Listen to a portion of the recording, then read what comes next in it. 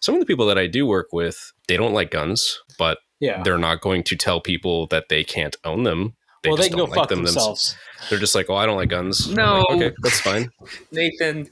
Now, see, and that's fine. Like the people, right? Yeah. Like I have no gripes with anyone. Not fine. If they don't like guns, they can eat 7 dicks. You're listening to the Art and War podcast with your hosts, Mitch and Nathan. Mitch is a former airborne infantry squad leader who now spends most of his time coaching soccer. Nathan is a professional illustrator and an avid shooter with a couple of years of Canadian military experience. Together, they run the Seaburn art page. Enjoy the show. For my microphone stand, but I still didn't find, so it's just kind of sitting on the table next to my White Claw. Anyway, we don't really have an intro, as Mitch will not hesitate to tell you. So I guess this is our intro. But yeah. Welcome on. Today we have Retro Digital Media, the director and producer, and kind of the creative mind behind SCP Overlord and the upcoming SCP Heretic. Well, I wouldn't go that far. No, you made it. So and you played every role. No one else was involved. It was just you. Yeah, it was all me. It was entirely you. You did all the editing.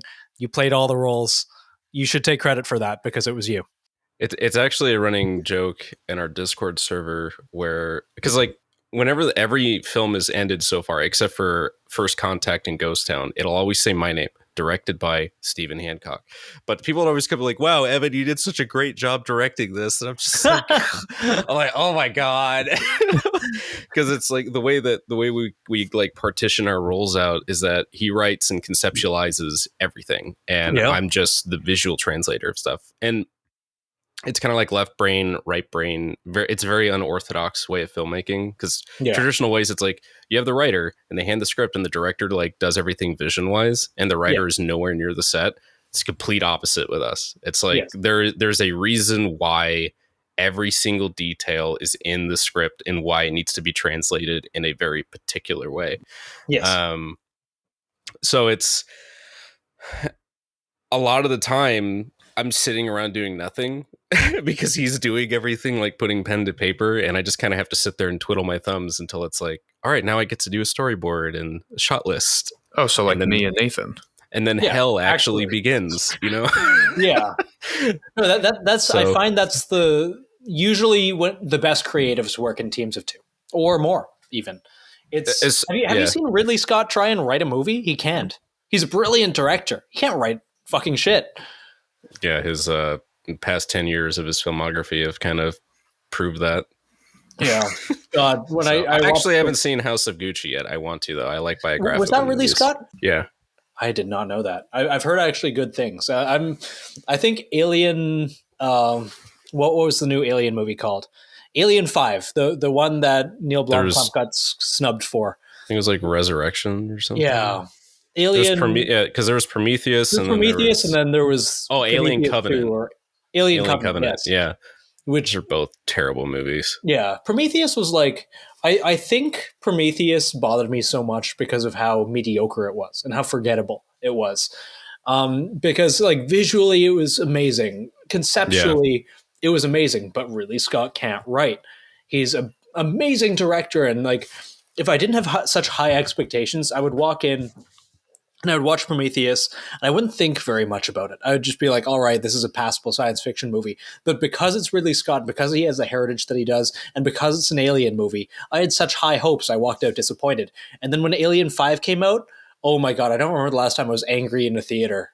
And I'm very hard to make angry in general, but holy crap, that was a bad movie. They were just weird because I noticed that they were all, like every bad thing that happened in the films were like Deus Ex Machina type things. Like I don't remember which one it was, but like the security soldier guy or whatever that went to go take a leak stepped in a fungus or like pod or whatever, and the spores came out and one went into his ear and he got infected. I'm like, oh yes, of course, this one very specific spot, nowhere else but this spot did this because of the plot. And I was like, come on, that's so dumb. You couldn't have thought of a better way to do it. Yeah, but I mean, I don't know, it kind of there's a lot of people out there that are really good, like you were saying, they're really good at directing stuff, but they just can't write. And Neil Blomkamp also falls into that category because every movie after District 9 has just been a progressive L. Yeah. Like oh my god. they've all been terrible. Don't even like they've been beautiful. Like the visuals absolutely. in Elysium, or even Chappie. Like I love the world building. I loved all, but like they're written like shit. And yeah, Chappie pissed me off. Have you seen Oath Studios on Netflix? I just see and they're good. That's the weird thing. Like those are great. But everything else that he's done, like I watched Demonic and I wanted to fucking kill myself because it was probably the most disappointing, worst. And I get it; it's like a COVID movie, and Hollywood's shut down, all that's shut down. You basically make a movie on a budget of $20, and you throw enough names at it and hope people will watch it. And I could rant about this all day. I see Mitch literally turning off here. So we're going to get off my proverbial soccer topic and get back on eyes glazing over and your relationship to the 2A community and the culture war and all of that stuff. But this is my soccer, Mitch. I'm happy to listen. I'm happy to listen and learn. Unlike you with soccer, I learn enough. I learned who Cristiano Ronaldo was. That's important. Do you know who Cristiano Ronaldo is? Yeah, I do. Okay. I don't. I'm gonna point this out. I don't give a shit about sports. That's at fine. all. Yes. You don't have to, but you still know who he is, and that's good enough for me. I only know who he is because I always see him in random Instagram posts where it's like some motivational bullshit. The clickbait. Gen Z videos. Yeah, just like the billionaire grind. Billionaire mindset. Yeah, you're like, God, it's cringe, and it's always like him, and it's like he's just some guy. He's like okay. I mean, great, but there was. I remember I matched with like this girl on Bumble once. And she was like, "Oh, truth or dare?" And I'm like, "Okay, truth, sure." Because if you ask me something, I'll answer it. Like it's whatever. Yeah. And she was like, "Patrick Mahomes runs the AFC or whatever the fucking NFL thing is." He's in the AFC. AFC. Yeah, I had no idea what that was. I'm like, I don't know. And I was like, I don't know what that is. I don't care about sports. And the only response I got was, yikes. And that's like, all right, well, cool. Well, good luck with your personality trait. We just found female Mitch. No, see, hey, look, if you don't have to like sports, I don't care if you like sports or not. I just happen to love them, and that's fine. The point that I'm making is you've heard of Cristiano fucking Ronaldo because he has more Instagram followers than I'm not saying that like, oh my God, he's so fucking great. I'm saying like factually, he has more Instagram followers than total amount of people voted in the last 2 elections in the US. Like he is an extremely popular person, and Nathan had no fucking idea who he was, and it blew my mind. Yeah, because fuck him. You know what? There's a lot of shit that I don't know because if it doesn't affect my interests or have anything to do with him, like I tune it out. Absolutely, it just turns into noise. And there are things where like people will ask me a question like, oh, like it even comes down to like a place I like to go eat somewhere, right? Someone's like, oh, like, do you know what? I've never been to Trader Joe's. I actually didn't know what it was. Never been to Trader Joe's? I had no idea what it was until like maybe 2.5 years ago. I had no idea. Yeah, but what's it like? I've never been to Trader Joe's. I want Cristiano Ronaldo is way more popular than Trader Joe's. Well, dude, I've heard of Trader Joe's. I haven't heard of Cristiano Ronaldo. So clearly, one of them is more popular than the other. I'm just like throwing a blanket statement out where it's like anything that the average person has either experienced, knows about, or has like been to or whatever. I probably have not done it or heard of it because I only leave my house unless I only leave to go somewhere if I have to, like if it's like a date or to go to work. Mm-hmm. Otherwise, I'm in front of my computer and I'm working on whatever project Evan and I are trying to get off the ground. It is every single day, 24/7. That's Mitch and I, essentially. I feel that intimately. So how long have you been kind of directing films for or been around? Pardon me. I honestly, I don't know fuck all about SCP, and I don't know anything about filmmaking. So, that's kind of like, it's the joy of this podcast. Normally, like, we'll come in and one of us will not have any idea who the other person is. Yeah. And then by the end, it's like we all know and respect stuff. But it's the kind of what endears me so much to this is 80% of the podcast, we have no fucking idea who the guests are. And I'm familiar with your work. I really loved Dollhouse, SCP Overlord, all that stuff. Mitch, I don't believe has seen any of it. No, I know. Yeah, they're kind of crap. Don't worry about it. Well, like, I've heard awesome. great things about them. I'm just some dude. Like, that's how I always frame it. I'm like, I'm a guy that made stuff every single day for 10 years and built the competence enough to do it and be painfully self-aware of the things wrong with my stuff, so I can still grow as a filmmaker. Because that's something that, like, a lot of indie people. Now, this is my anecdotal, observation here, but what I've noticed is that a lot of people just don't grasp like self-awareness when it comes to your own work. Because I started with video games. I didn't go to school for any of this shit. Film school is a ripoff. It's a scam. If you're going to go $100,000 in debt, you're an idiot. Everything I've learned, I made Halo videos. How did you get into filmmaking and doing everything that you're doing now? So when I was a kid, well, I guess like my interest started when I was like 10, and I watched Titanic, and I was like, man, this is really cool and complex. I wonder how they did this. And then I discovered what behind the scenes were for movies. And I watched that. I'm like, I want to do that. Because originally I wanted to be an architect. And there are some days where I ask myself, I wonder where I would be at in life if I pursue that instead. But, because it's a very stressful thing trying to make it right now. But anyways, after that, I did some stop motion stuff with like our family photo camera, those old digital point and shoots. And then a neighborhood kid that I grew up with told me about this website called Machinima. Oh, and, yes. Yeah, when it had a website before it went full corpo and just went YouTube conglomerate and then died like 2 years ago. Did it only die 2 years ago? I thought it died far before that. I might be wrong. No. Well, I mean, like the actual channel, like literally deleted everything and just vanished. Oh, fuck. Yeah. All that work gone. So he told me about, oh, hey, with, the new Halo games, they have this theater mode and you can basically invite people to lobbies, or you can do them yourself with 4 controllers and you act out a scene and you go into theater mode and you have a free flying camera and you have 2 basically angle point of views to choose from, wide or zoomed in. And you would use a Dazzle capture card. This is back when RCA was still a thing. Because this is like 2 years before HDMI came out and 720 and 1080p started becoming the standard. So everything was in 4:3, and you had to record what your Xbox and your TV were seeing to a capture card's program to record the video. And then you would stitch everything together in an editing program. And at the time, Sony Vegas was really popular. So we would use that. And I basically taught myself all the basics of filmmaking using a used $100 Xbox and a copy of Halo 3 instead of going to college. That's awesome. So did that for a few years, built a YouTube channel on it. And then that type of content eventually died out from the, public eye, and people just weren't really interested in it anymore.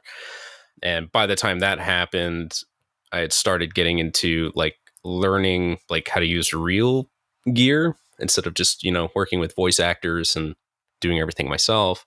Yeah. I got into photography, learned composition and how to edit photos and things like that. And this is back before like filmmaking cameras, like consumer cameras, were available like they are now. Like every camera you can get is like, oh, it's 4K, 60 frames per second. It has all these cool features and stuff that like cinema cameras have. Like back then it was just like, no, if you wanted something anywhere remotely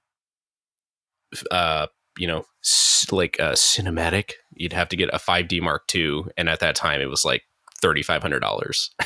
Yeah. Which is really hard to to get when you're a teenager. Yeah. So I remember I got a Canon T2i from Best Buy with the kit lenses after I saw Punisher on YouTube make a Killzone fan film called That is a Killzone name Extraction. that I've not heard in a long fucking time. Yeah.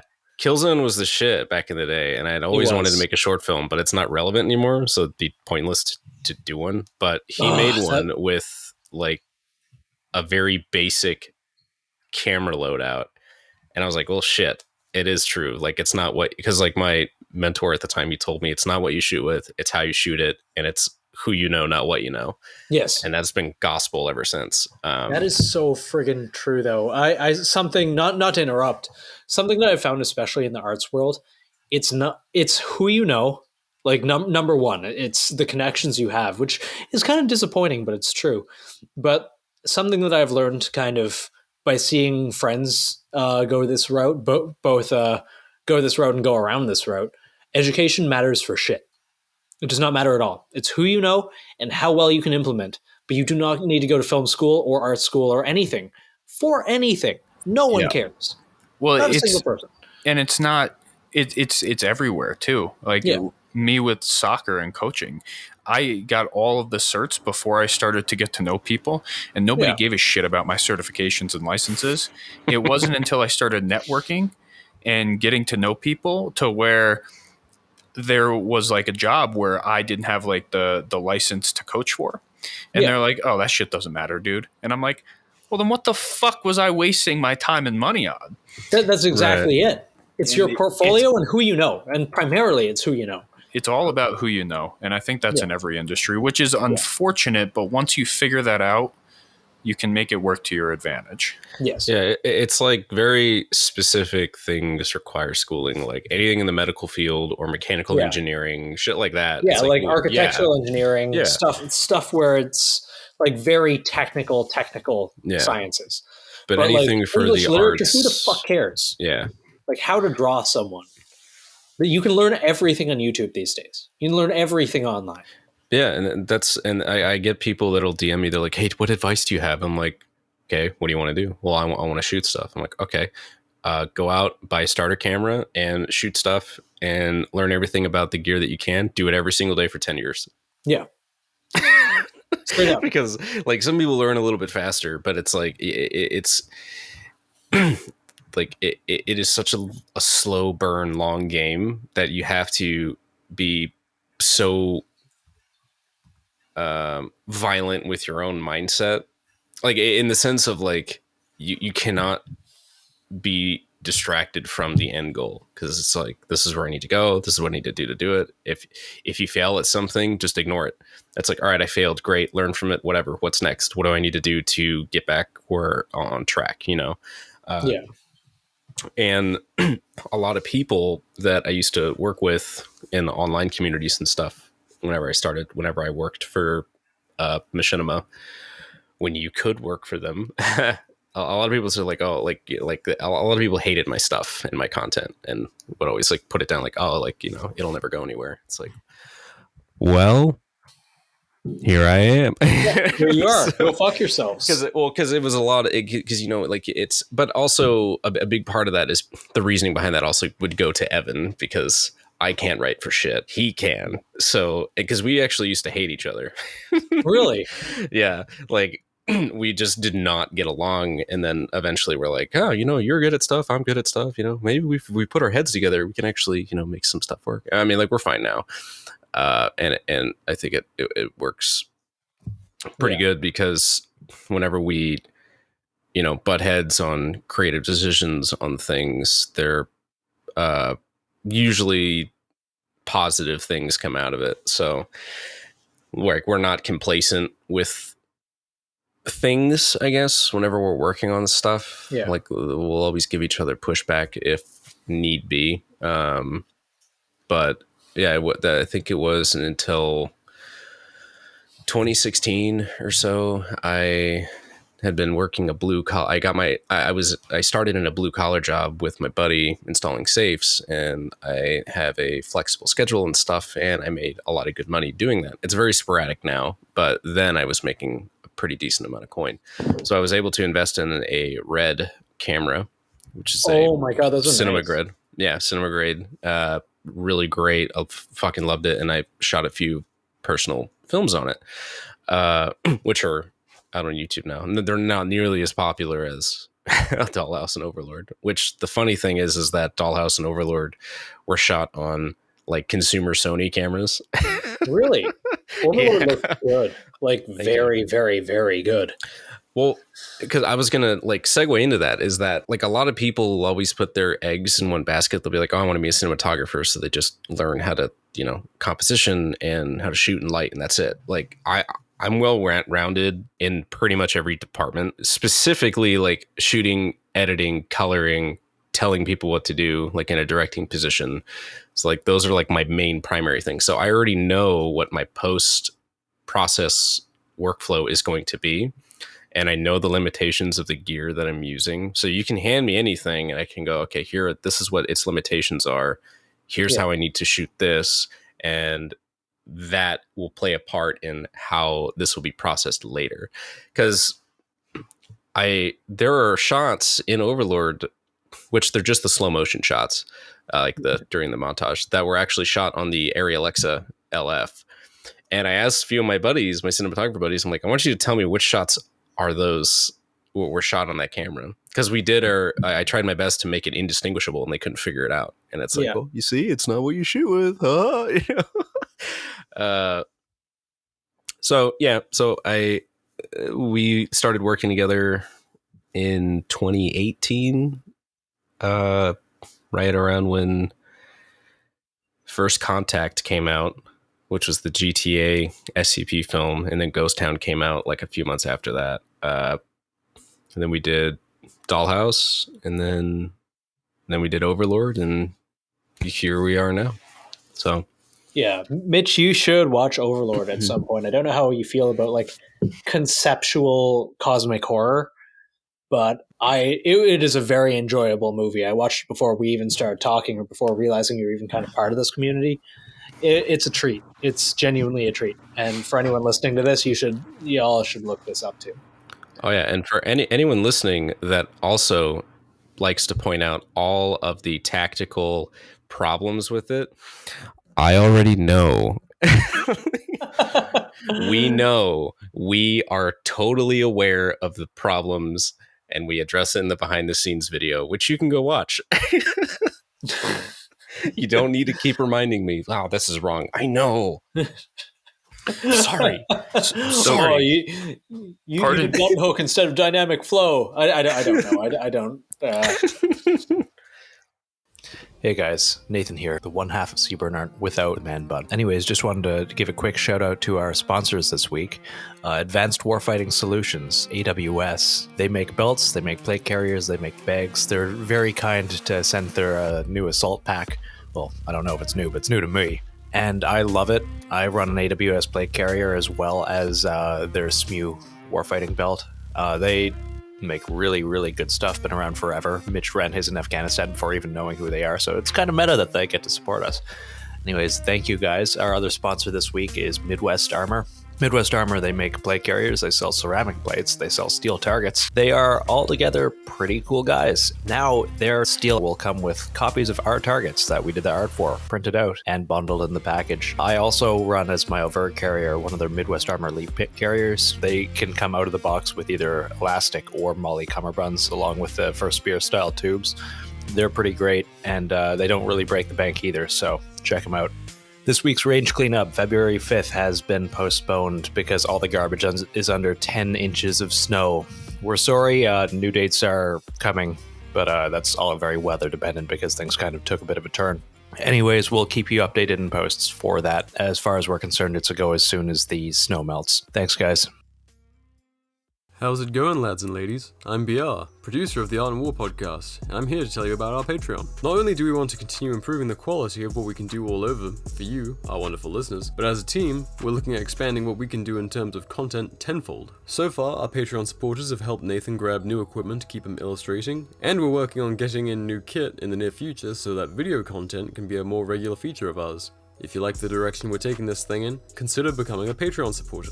But what's in it for you? Our Patreon subscribers enjoy 5 different tiers of exclusive perks, ranging from all the content the lads would post on a pre-Zuckerberg Instagram, downloadable high-resolution guides, and high-resolution targets illustrated by Nathan that you can take down to your local print shop and have printed up, behind-the-scenes info like guest schedules, spicy memes, and at our highest tier, get monthly art commissions created by Nathan himself. You can find our Patreon via the link in this episode's description, or in the Seaburn art page's bio on Instagram. Thanks for listening, people. Now let's get back to the show. So pardon me for being retarded. Okay. When I hear SCP, I think of the video game I used to watch, like Markiplier play when I was in like high school. Mm-hmm. Oh, it's the same universe. It's the same universe. Yep. Do you have contact with people that made that game? I don't know. I don't really talk to anybody from that community. I know Evan talks to them more. The most contact I've had, I guess, would probably be with would be SCP Illustrated. That's about it. Evan's had more contact with like their legal team and stuff to make sure that we don't, shoot ourselves in the foot with what we can and. Well, I was under the impression that, sorry to interrupt, that the SCP universe was entirely under a Creative Commons media license. It's kind of anyone who wants to be part of it can be part of it. It is, but like there's like certain like graphics and logos and stuff. Oh yeah. That are like custom. So like if we wanted to like insert that, we'd have to ask permission. Like, hey, is this cool? Because it's a custom logo. But with the only video game people that we have contact with is Affray Studios, which I think they're making the SCP Pandemic game. So, but as far as Secret Laboratory goes, I don't. SCP Pandemic sounds very topical. Yeah. It's kind of cool, actually. Yeah. Like, I think they made it in Unity, if I remember correctly. But it's like zombies or an infection breaks out, and you play as an MTF. It's like Ready or Not, but SCP. Yeah. So it's kind of cool. Yeah. For all the people who are listening to this who have no idea what this universe is, it's basically like a shared cosmic horror fiction universe, which anyone can contribute to. And there's oh God, I remember back in the day, I would just stay up in bed and on my iPad, I would just read SCPs, and I would do that until I fell asleep. And God, so much nostalgia going way, way, way, way, way back. But basically the Men in Black with military contractors is how I explain it to people. Men in Black, very R-rated, very, very R-rated. Yeah. And we definitely try to keep our universe grounded because the current one that we're trying to crowdfund right now, also plug, go to kickstarter.com. SCP Heretic. Trying to get this one off the ground because I view Dollhouse and Overlord as proof of concepts, and Heretic would be what we actually believe a grounded adaptation of the SCP universe would be. Yes. One, because like we'd be able to shoot the reason why the budget is so damn high, because everyone's like, why is it $650,000? It's like, because like that's first of like that's not that much money, by the way. People don't realize how much money it costs to film a fucking movie. That's actually considered no budget in the film industry. That's fucking nothing. And the reason why it's so high is because we have to rent a soundstage that's 20,000 square feet. We have to construct all of the sets so they're modular, and so we have full control of them. We have to pay the cast and crew for everything. And another reason why like we wanted to use a soundstage is because those studios already have G&E equipment. So like lights, stands, everything is already included. So everything would be there. Like we wouldn't have to worry about time constraints on a location that we would rent like we did with Overlord. And the entire film is going to take us 20 days to shoot. Yeah. So it's not like, a 5-day window in the middle of nowhere, Missouri, like Overlord was. It's like, no, this is a very meticulously planned out production. And right now, like, all the help that we can get, just like sharing it, donating whatever amount you can to it to get us to that goal. Because like a portion of that too, actually, the same thing happened with Overlord because we use Kickstarter for it. Kickstarter takes a cut of it, and you also have to pay taxes on it because the IRS we're the only country in the world, by the way, that Kickstarter, like the IRS recognizes Kickstarter as income. Oh my god! When it's not, I don't see why it would be considered income. That's a donation. Right, exactly. Because the IRS is gay. Yeah, IRS. Fuck you, IRS. If anyone who works for the IRS is listening to this, fuck you. Fuck everyone you know. I hate you. Hot take: 15% flat tax. Everyone pays the same amount relative to your income. Got him. Anyways, no tax. Tax gay. Tax bad. Don't like it. Tax bad. I need my roads. Nope, no roads. I need my roads. No roads. No roads. Tax gay. But yeah, because like right now, as this is being recorded, I don't know when this is going up. This will go up after this Sunday, just so you know. So just a week and a half. Yeah. So we're at $166,000 raised with 40 days to go out of 650,000. So I know that. So we already announced Garantham's involvement. Danny Worsnop is also in it, and he's the lead singer of Asking Alexander. I'm so sorry for your name, Alexander, Danny Worsnop. I hope you're not hearing this right now. I mean, hey, he wanted, like, now keep in mind, all these people came to us and wanted to be involved. Oh no, I mean his name in general. It's more over his parents. Like, dude, his whole. It's just unfortunate. It's an unfortunate last name. I know we keep cutting you off, but I just want to one more time just to point out with Danny Worsnop, when I saw that name was involved, I remember like I was in like 6th grade when I first went and saw his band Asking Alexandria. This was before he was sober, when he was like a lot of fun. And now he's like sober and married, and he's trying to be like Aerosmith. And I mean, he's still great, but I thought that was so cool and so funny. I know he does like gun stuff too, but it's crazy because he's British, and he came over here. He married a girl that was in the Navy, and now he like shoots guns and does like American shit a lot. So I think that's really cool that like people like that are reaching out to you and wanting to be like, hey, I want to be a part of what you're doing. He's being converted. There's a guy who's a Royal Marine called Original Human on YouTube. Cool guy. Also moved here like, I want to say like 6 or 7 years ago or something. It's like everyone just wants to come here because we have all the cool shit. Bad healthcare. But yeah, and getting a lot of heavy hitters involved, and hopefully that will, be our Hail Mary to get all of their influence to, poke their heads in and go like, oh, is this something I want to donate to? Because I know Donate Operator is supposed to announce his involvement this weekend, and it's January 27th now for anyone listening, or whenever this comes out. So it's like, if he didn't, then it's like, oh well, I guess it didn't work out. Yeah, that's tough. Yeah. Anna was she was asking me if I knew stuff about Donut Operator when she was doing the art forum, and I know Brandon. I know Brandon Herrera. He's actually coming on the show next month, but I know of him, and she just started sending me all these like weird pictures. Cause I guess if you Google Donut Operator, like he comes up and he's like shirtless in some, and like it's kind of fucking funny. But so all of these people are kind of just reaching out to you because they've seen what you've done in the past, or is it more they see what you are doing now and they're like, this is really fucking cool. We want to support it. We want to be a part of it. I don't know, actually, to be honest, because I mean, like, I gotta be careful how I word this. No, don't be careful. Don't be careful.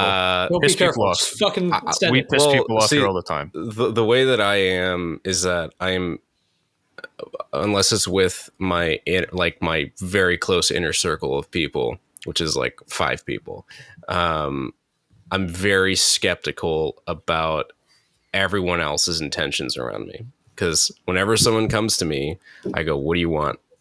Like, why are you talking to me? What do you want? Because somebody always fucking wants something. And And it's like, and it's not like I don't do it on purpose. It's inadvertent. It's just years of being fucked over by people. So it's just like my go-to view on everything. Unfortunately, like, and I'm working on it. Like, whatever, I'm aware of it. It could be one thing where I'm not, but you know, I am. So whenever like people's like, hey, like, can I be involved in this? I'm kind of like, why? You know, it's like, why now? You know, because like there's some people who expressed interest like back in October and then ghosted us and then popped up again, and we're kind of like, all right, sure, you know. So it's like, you know, things like that. Now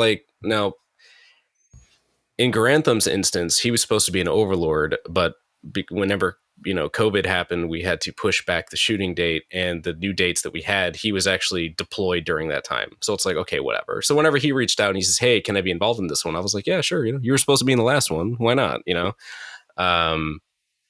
So right now we're just kind of in limbo, just waiting for a lot of the people involved to have a wide audience to kind of start, you know, advertising it and putting it out there, because that's kind of like what we need right now.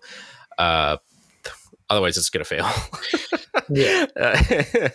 So that's really interesting that you mentioned that stuff about people coming to you and you being very skeptical, because this is actually a topic that we had today in our kind of like Seaburn Art group chat, where it's, you know, yes, the fat shaming group chat, as we call it. But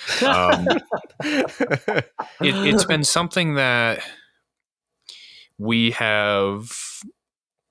almost switched roles, like Nathan and I, when it comes to that. I am very much like you right now, where it's like when people reach out and they say, hey, it would be really cool to like collab on something, I am instantly skeptical, because it's like, why are you talking to me now? You know, and I know, you know, especially in this industry, traditional advertising isn't an option. I understand that.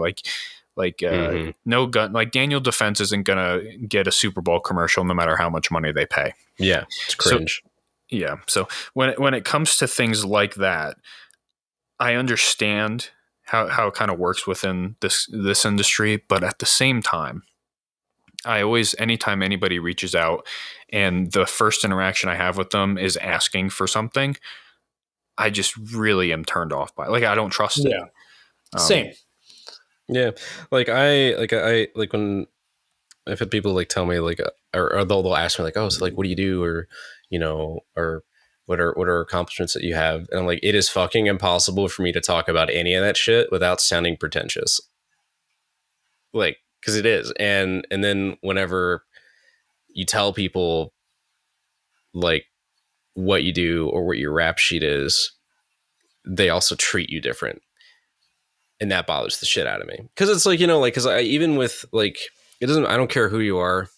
I'm going to talk to you like I talk to like you know, like my boys or whatever. It's like, oh, hey dude, like, what's up? You know, I'm not going to be like, oh, hey sir, like, hey, what's up? I'm not going to bend over backwards. It's like, dude, you're some guy on the internet that does shit. Cool. Whatever. Yeah. Cause I'm the same way. Cause I always tell people, it's like, cause I'm aware of like what success in my industry is like actually is. Cause like success to me in my industry would be like being signed with Netflix or HBO. Getting 12 million views on YouTube is like, yeah, that's really cool. But like, I haven't won any awards for anybody, and that doesn't, you know, make me money. It's just like, I made a cool video on the internet, you know? You know what I mean? So people kind of like have this weird association with view counts and likes as, oh, you're someone important and I want to rub shoulders with you and potentially ride your coattails. And I'm like, I am not about that. Like, it's fucking weird because it's like, then it's a relationship built on a lie. And like, I'm not interested. Like, I got other shit to do. It's that's the reason I don't post anymore.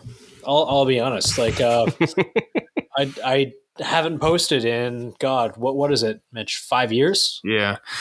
I don't like it. I don't like social media. I don't like the kind of person it makes you, and I don't like how other people treat you. I like for example, with the projects that we do, I like getting information out there. For the project that you do, I like there being more like good science fiction horror that is explicitly like 2A tactical world based. I like the process of art and creation and everything, but the idea of the social media aspect disgusts me to my core. Yeah, and I know that it's necessary. I know it's valid. It just still makes me kind of bummed that it's like people treat you different, and I don't like that. Maybe I'm just being naive, but I've never liked it. No, It's a parasocial relationship. It's actually really fascinating when you break it down. Like when you know what's behind the curtain and how things really work, especially when it comes to quote unquote online popularity. Yeah. Most of the people that you have an idea of them, but that's not who they are. Because I remember talking to Drewski about this, about parasocial relationships, because a lot of people who watch like the type of content that he does, this goes for anybody. Like it's not exclusive to him. It's literally anybody. Yeah. People will believe that because they are watching you do something and you are talking, they believe that they are talking to you. Yes, 100%. Yeah, and you form this. And the thing is, too, it's like it's more common in like teenagers because they don't know any better.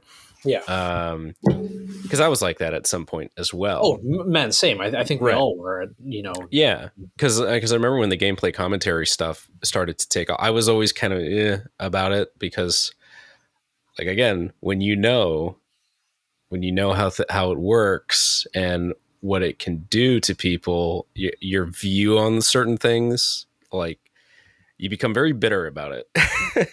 Yeah. And the weird thing is that whenever you talk about it, like how I'm talking about it now, people be like, oh, well, you're just jealous because, those people got successful. It's like, no, dude, they literally got successful because they manipulated you and they played the algorithm. Like, that's how it works, man.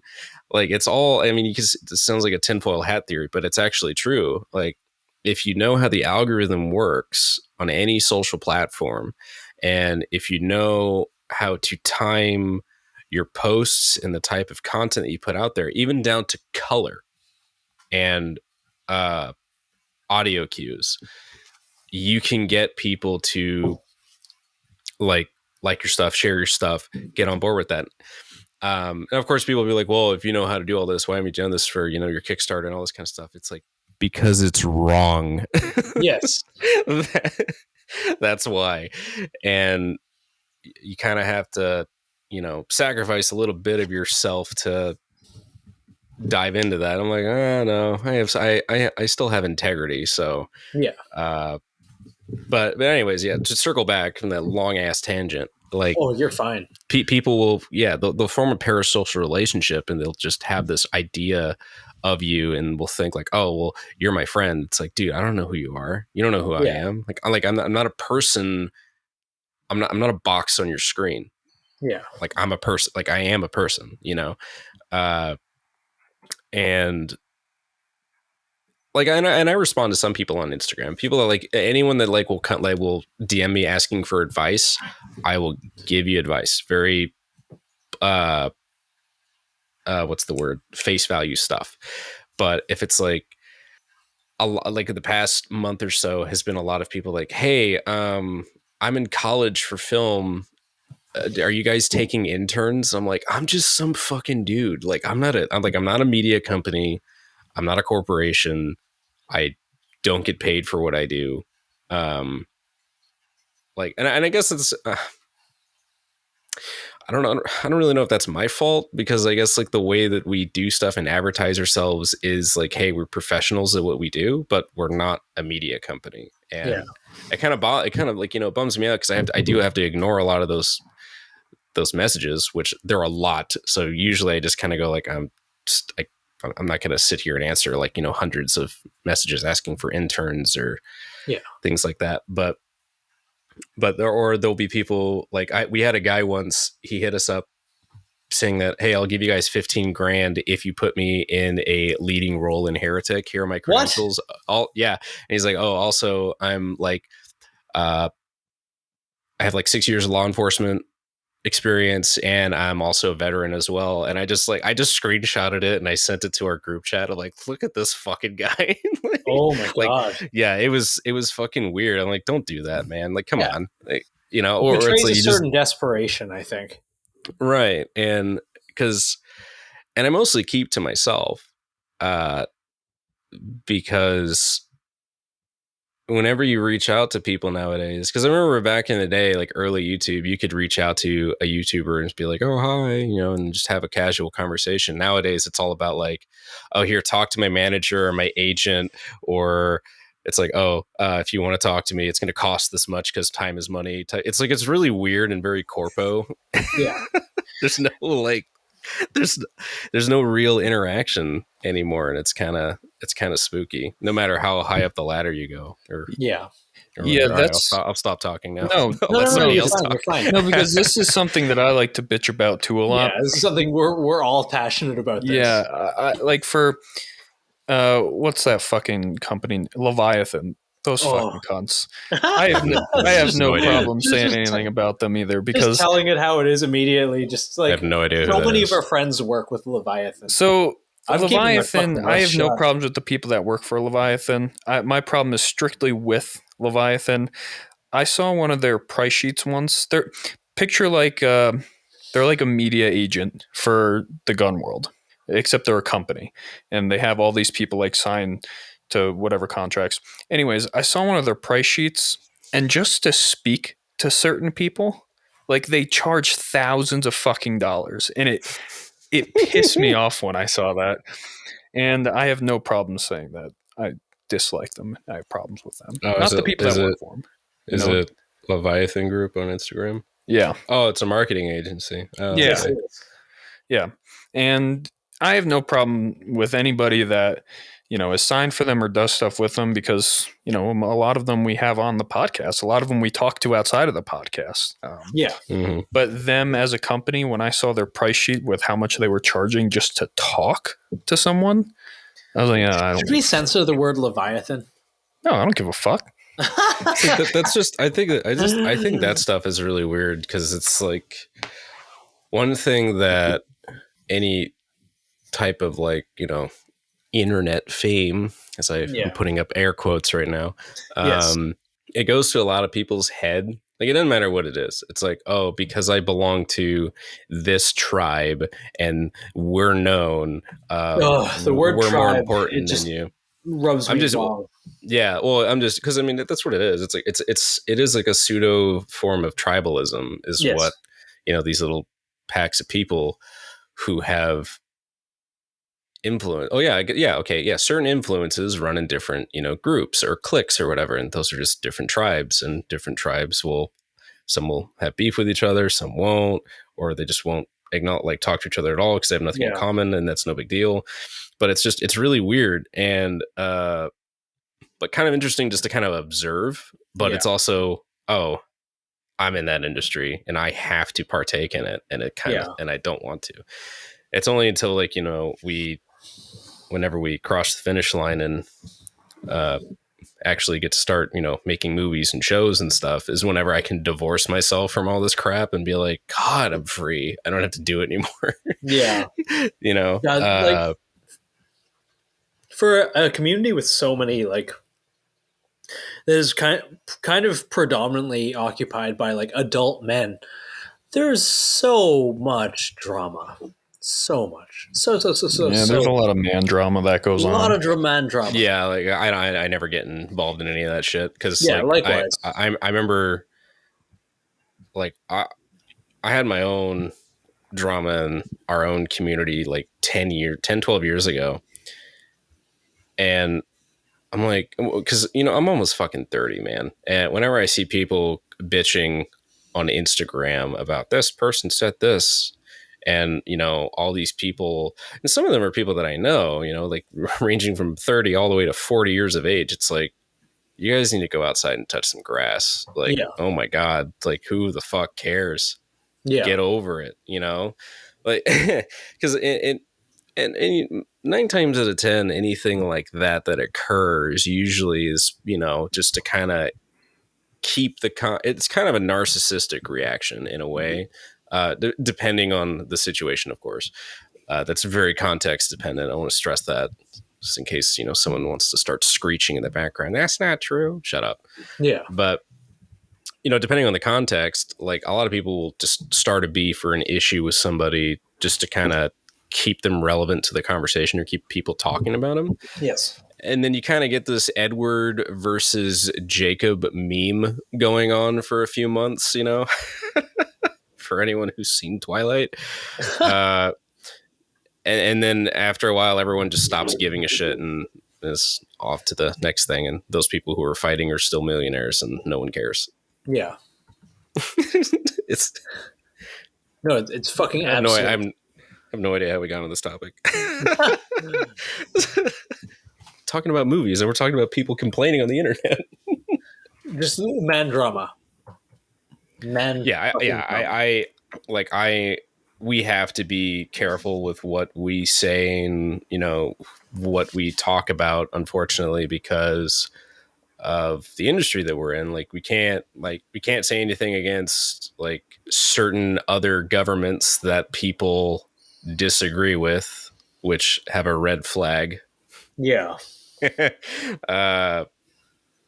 We can't well, I talk about guns because I don't really give a shit about that. Like, you can eat my ass, but that's something we're going to get into a little more. Yeah. And it's like, whatever, but anything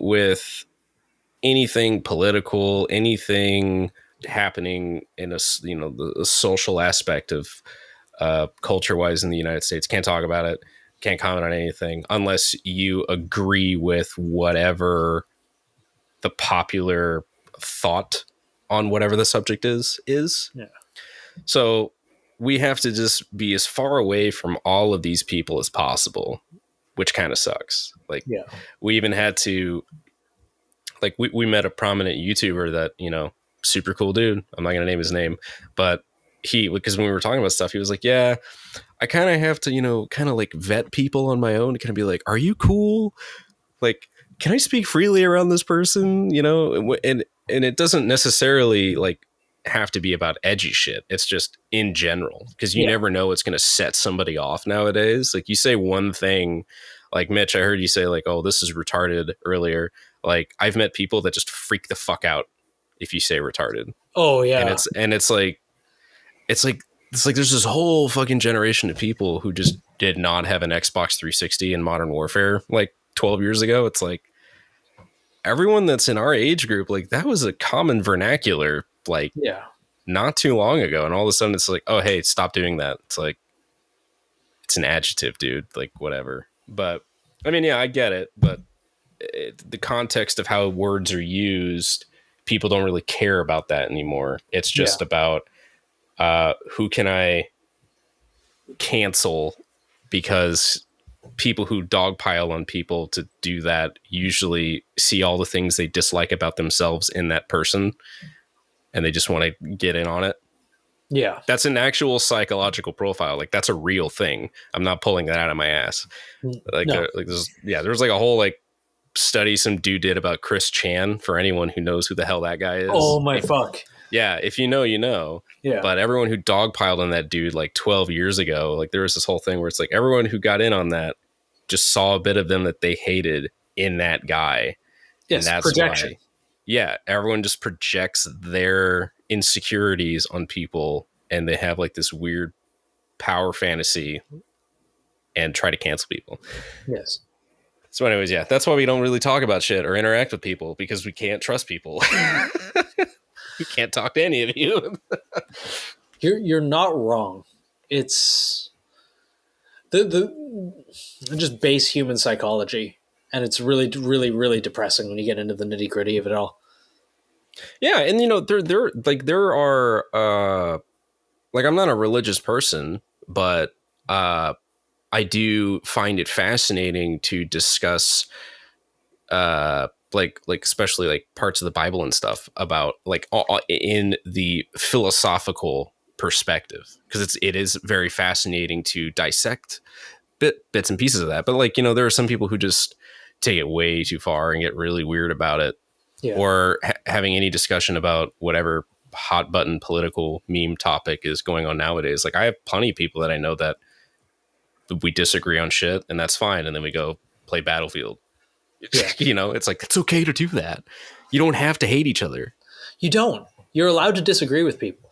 That's why we live here. Yeah. If you don't fucking like it, go somewhere else. It's like, Jesus. It's weird. It's very weird. On that note, though, like I try not to judge people I know for their political stances so much. Lately, I found it harder, especially to do with guns. I think I try to dodge it, but like the older I get, the more it's like, oh, well, like at the end of it, if I know you do, if you want me to go to jail for, you know, a nonviolent crime or what I own, maybe you can go fuck yourself. But I also acknowledge that a lot of those views are views that a lot of the general public has, especially here. But my tolerance for it has gone way down lately, and I wish I could make it better, but no, they can go fuck themselves, I guess. Yeah, I normally, because like I sit in the middle, really, and I usually get called a centrist cuck for that, but I'm like, whatever. Oh, yeah, we've been called that. It's like, dude, both sides have great ideas. Shut up. Like, or even like Jordan Peterson's whole like viewpoint on it. It's like conservatives need liberals because conservatives are good with. I'm paraphrasing here, but he had mentioned like they're good with like order and, you know, keeping things business side, and liberals are great with, you know, the arts and creativity. And you need both of those things to run in tandem with each other. You can't just have the one, you know, because then you lose the other side and what they're good at. So I don't know. Everything's so weird and everything's polarized super weird nowadays. Lately. Yeah, just kind of like, man. But I don't think it's as bad as people make it out to be, because from what I've seen, and again, this is anecdotal, but like I've been all over the country, is that most like the loudest sides that we hear, like the super far right psychos and the super far left psychos that are always populating the news media and stuff, are a minority voice in the country. It's just those are the voices a lot of news outlets choose to give attention to. Oh, 100%. Most people, the news will always go with like, the furthest edges. Yeah, and most people don't actually really give a shit. It's just kind of like, I would like to not have to pay so much fucking money for food and mind my own damn business, you know? Tax like, gay. God. Tax lame. I hate it. I was more referencing like inflation. Oh, well, tax still gay. And so is inflation. And inflation. Thanks, fucking Biden. Thanks, Trudeau. Stop printing money. Yeah, maybe. I mean, inflation's been happening for the past 20 years, though. Like, but 80% of all dollars ever have been printed in the last 12 months. You know, I know this is off topic, but I just got triggered a memory from me in second grade, and I remember this really vividly. We were in second grade. We were talking about the economy, and we asked, we're like, well, why don't we just make more money so everybody can just have more money? And my teacher, I'm in second grade, by the way, explained it was like, yeah, if everybody has money, then there's no value in money. So what's the point? And we're all like, oh, that makes sense. So if that makes sense to a bunch of second graders, I don't understand how that doesn't make sense to the world leaders. Anyways, sorry, that's my little tangent. I know that's off topic. But I remember when I was a kid, I asked my dad, I was like, why can't things be free? And then he explained to me the dangers of communism as a 7-year-old. And I was like, oh, that makes sense. Yeah. Pretty simple, isn't it? We're in the same boat. Yeah. You don't need to, like, there is no better argument against communism other than the results of communism. That's not real communism, though. That's not real communism. Yeah, it's not real. It's not real. It's not real communism. It's not real. Yeah, it's not real. Say always, fucking say it. Always. No matter what. It's not real communism. But yes. I know you wanted to talk about like 2A stuff. I was actually about to ask. I wanted to know your specific experiences being like a film director working within the arts who is like vocally and visually very much a part of the 2A community. I want to know how that's gone for you. I don't talk to anybody in my industry. Like, well, I'm very well. I do. I'm very selective with who I work with because the way that I go about working with people, or I should say, hire people to work with me, is I ask, like, can you do the job? Yes. Like, I'm not interested in what you believe or what you think or like anything outside of that. It's like, leave that shit at the door. Can you do this job? Yes or no? And that's it. Okay, cool. Yeah. Are you going to be annoying? No? Great. You're hired. That's it. Like, I just look for whether or not you're competent enough to do something. Some of the people that I do work with, they don't like guns, but they're not going to tell people that they can't own them. They can go fuck themselves. They're just like, oh, I don't like guns. No. Like, okay, that's fine. Nathan. Now, see, and that's fine. Like, the people, right? Yeah. Like, I have no gripes with anyone. Not fine. If they don't like guns, they can eat 7 dicks. Right. I have no problems at all with anybody who's like, yeah, I don't like firearms. That's fine. You don't have to like firearms. I have a problem with people who are like, I may or may not like firearms, but you shouldn't have them. And those are the people I don't like. Yeah, because my whole because I like all jokes aside, yes, me too. I've had this conversation with people where they're just kind of like, well, we should have people should have background checks and do all this and stuff, and I'm like, okay, that's I mean, I don't really care about background checks. I mean, it's like usually that takes like 10 seconds to do anyways. And it's I think you should be able to buy a belt fed on Amazon. Okay, my opinion. If the military can have it, I should be able to have it. Period.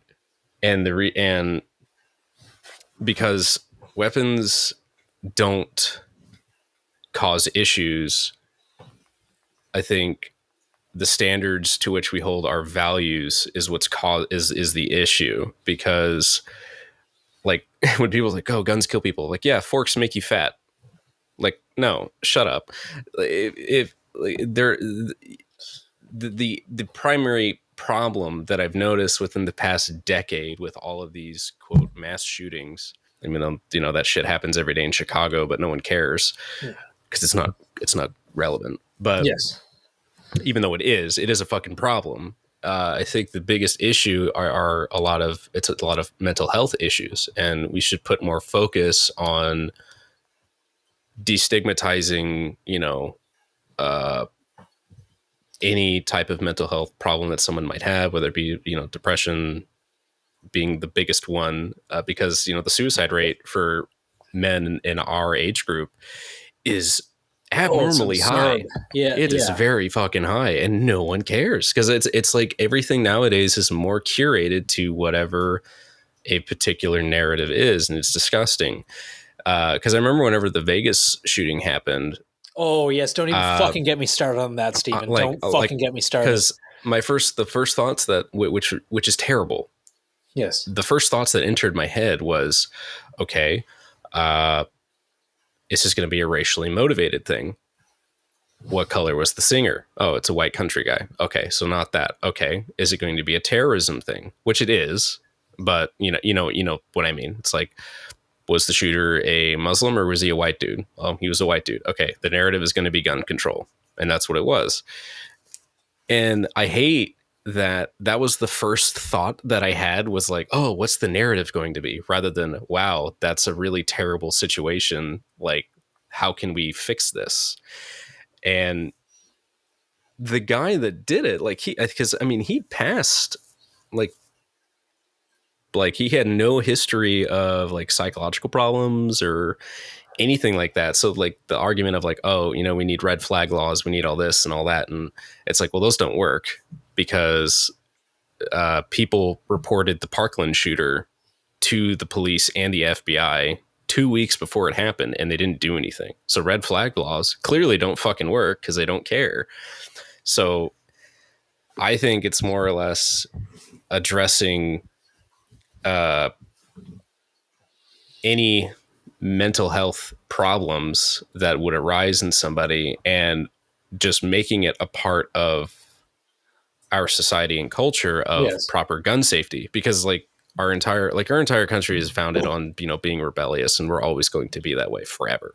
And a big part of that is being able to own similar, I'm going to stress that, similar, not the same, firearms that the military has. I think the same, but continue.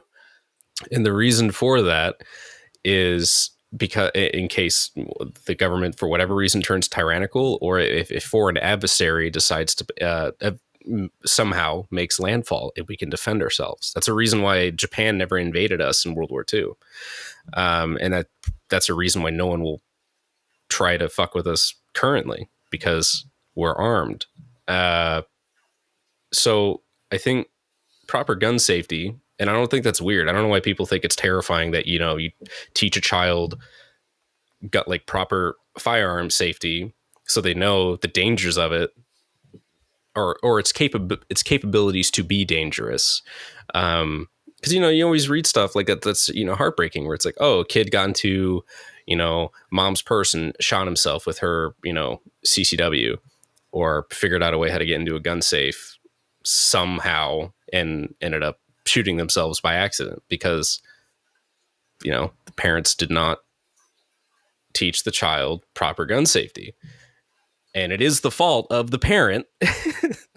I do believe that. Some cases can be an outlier, but I mean, dude, like, people need to start taking responsibility for shit. And whenever, especially when it's just like with fireworks, you know, like, you don't hand, you know, a child like, here's a half a stick of dynamite, go light this fuse and see what happens. You know, it's like, no, you start small, you teach them, you know, like, hey, here are the dangers of it, but they're fun. Because everyone goes out and buys fireworks. They all make the same sounds as guns, you know, and everyone knows how to be safe with them. Yes. So it's like a safety and values thing that I noticed has been lacking severely. And most people that I've known who were not fans of guns, when I've taken them to a range and they've shot some, they're like, wow, it's actually pretty fun. I'm like, yeah, I know, it's not as terrible as everyone makes it out to be, because it's not, you know. And it's, you know, home defense and just being able to have it as a right just because you can, I think, is extremely essential, because we're the only country in the world, correct me if I'm wrong, that has all the freedoms that we have right now. I mean, yeah, there's a lot of fucked up shit in our country. I won't discount that at all, but I mean, I don't know of any other place that you can just walk into a gun store, buy as much ammo as you want and whatever gun you want and whatever, and go home and, you know, go to a range and shoot shit. Yeah, I fucking love that. You know? That's one of my favorite things about America. Like, I walked into North 40 the other day and I just bought a fucking ton of 9mm, and it was wonderful. No one asked me for ID. No one asked me for anything. And it was great. Right. This is the best fucking country.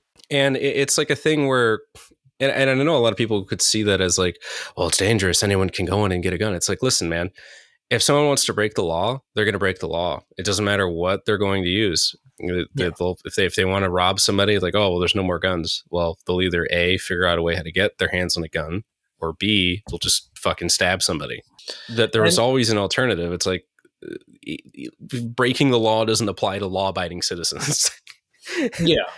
Looking at you, ATF. I find it interesting you brought up the Las Vegas shooting, because my thought, and maybe this speaks to my, you know, horrible brain. I'm sorry, BR. I'm sorry, everyone that's listening to this. My first thought was just like, oh, what is the FBI up to today? what is the CIA doing? It's a black flag or whatever. Yeah, false just flag. Like, right. Yeah. Yeah, and I didn't go that far. Yes. Well, I'm going to, because this is, you know, my show as well as Mitch's, but I'm going to, you know, talk about how this man with no history of mental illness got about 400 pounds of equipment up 30 floors, set up a concealed sniper nest, disabled the fire alarms and other security systems in place, removed the hurricane-proof 800-pound glass window, and then shot for 10 minutes a weapon with the exact same fucking rate of fire as an M240, definitely not an AR-15 with a bump stock, and only filled his room with a handful of brass. But either way, sorry, I'm just going off. Let's continue with the conversation. FBI, I don't know this man. Yes, also, why did his house burn down? I'm not quite sure why his house burned down several days after he died, or why his brother got arrested with several terabytes of child pornography on a computer that only ran Windows 95 I did that he not know. forgot about. I don't did know. not know that. I don't know. Maybe he was just a crazy man. But I did not know that. That's kind of creepy. Yeah. Also, listen to the rate of fire of the weapon that he's shooting, and then listen to the rate of fire of an AR with a bump stock. It's not the same thing. And, someone overlaid the sound of a belt-fed M240 shooting and his, and it's the same. The cyclic rate is the same. Sorry, I'm just being crazy. Obviously, Stephen Paddock was, a crazy person who did this on his own. It obviously wasn't the government. Let's continue with our trains of thought. Yep. Thank you, Nathan, for conspiracy theory hour on the podcast. It wasn't. Stephen Paddock was a lone actor. I just think it's interesting. I just have questions. Get the tinfoil.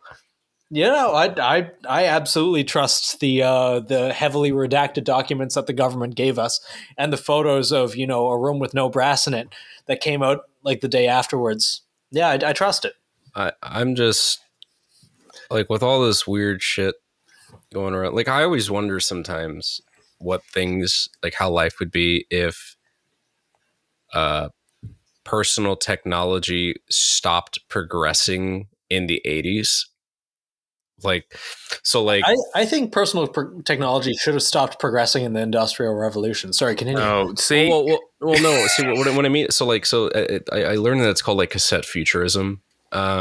So everything would still be analog now. Like TVs, your phone would still be wired to the fucking wall. Like there wouldn't be cell phones. If there were cell phones, it'd be like flip phones. Yeah. And that's it. Like that would be the furthest it got. It would never have iPhones. There wouldn't be social media, none of that kind of stuff. Technology remained as it maintained a purpose. It wasn't a luxury turn your brain off manipulation device, because that's what it is nowadays. A lot of it is. I'm going to drop my weird schizo. Not this, and actually kind of give a rare counter argument, which is I actually think social media by and large has been good for individual liberties, and it has been very good for getting people away from the government given narrative. Like the idea that for our propaganda and for everything else, we were centralized around, network television and, the Washington Post and CNN and all of those things, even the 80s, 90s, 70s, 60s. We were very much programmed to, that was our sole source of international news. That was our sole source of everything. And it was spoon-fed to us from the powers that be and the corporations that disseminated information for them. And now we have the world. Now we are decentralized for our information. It is taking that power. And yes, it is absolutely used for bad. Yes, people are addicted to social media. People are getting the wrong informations and the right informations and everything else. But it is not just a government monopoly anymore. I do think the only social media platform that should exist is Instagram. And here's why. Because Instagram is pretty multifaceted, mainly because I think the arts are important. You need the arts, because without the arts, you have no culture. So Instagram is a pretty good platform to express that. Facebook, I think, is totally fucking useless and should be eradicated. Same with Snapchat. Facebook is just ass garbage. But I do think that news, I think algorithms need to go away forever. They should be outlawed, period. And I don't think news, like cable news networks, should be on social media at all. Because it's like, you guys have TV for that. You guys have your own slot. That's your social media. Stay over there. And just social media platforms should just be for the individual, not, faceless billionaire corporation with whatever stupid agenda they want to push. Whose pocket or Y's pocket or anything. Right, yeah. Now, maybe, there's some shit that I don't understand as to why things are ran the way that they are, and I'm just ignorant to the fact, sure, but this is my opinion and I can express it. So whatever. Yes, you have that right, as do all of us. Now, I will always say, if I'm wrong about something, I want to just put this out into the ether. I will, like, if I'm wrong about something, or if information is presented saying, hey, here's this, and it contradicts what you just said, then I'll be like, oh, okay, I was wrong. And that's just how it is. And that's how it should be. Assuming that information is not blatantly obvious propaganda, though, which seems to be pretty rampant nowadays. But yeah, if I'm ever wrong on something, it doesn't matter what it is, like, I always go like, oh, well, I was wrong. Okay. And then just adjust from there. And I think that's fine. To kind of circle back a little bit, I would rather too many of the wrong opinions than just one of the wrong opinion. Especially the one wrong opinion that's being fed to me through the government. I mean, I always question everything. I question it from all the sides and whatnot. Like, there's a lot of dumb shit that I 100%. hear from like, every side, from like Fox, CNN, CBS, whoever. You just kind of sit there and it kind of makes you raise your eyebrow and go like, probably not. Yeah. You know? But you know, well, you can't say that, you know. That's not a thought crime. That's a thought crime. You know, Mitch, you haven't said a lot this entire time. Why don't you jump in? Like, break it up a little bit. What I'm trying to understand is, you know, for me, for example, I don't know fuck all about film. I don't know fuck all about intricacies and little details behind it. So you mentioned that you have somebody else that, you know, your job is to visualize. Your job is to, you know, make it real. Do you have any input when it comes to before that? Or is it that's your role, that's his role? Like, when you say input, like before we get to set? Yeah, like before you get to, okay. Yeah, like we will, once the script is finalized, we'll comb through it. We'll go scene by scene and we'll create a shot list, basically. And I have a Google Sheets template that allows me to put in the type of lenses that I want to use. So I have a rough reference or idea of how wide the shot is, the type of shot. It's like wide, close up, medium, whatever, how it's being shot, handheld, dolly, Steadicam. And then you have a description of you have the location, interior, exterior, and then you have a description of the scene. So as we're combing through each of the scenes and each of the shots, we describe the shot. Oh, she does this, or okay, actually, here's an example from the Heretic one. It's a close-up of Williams' pager going off. Focus pulls to Williams in the background, getting up to grab his radio. Camera starts on a Harris 152 radio.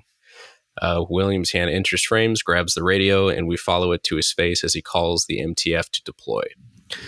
So it's like being that, and those are two separate shots, by the way. So it's like we have one close-up of his pager going off, which would be an insert, technically, because the focus would go from the pager to him in the background, and then cut, and we see the 152, hand enters, then we follow the hand up to his face, calling in the MTF.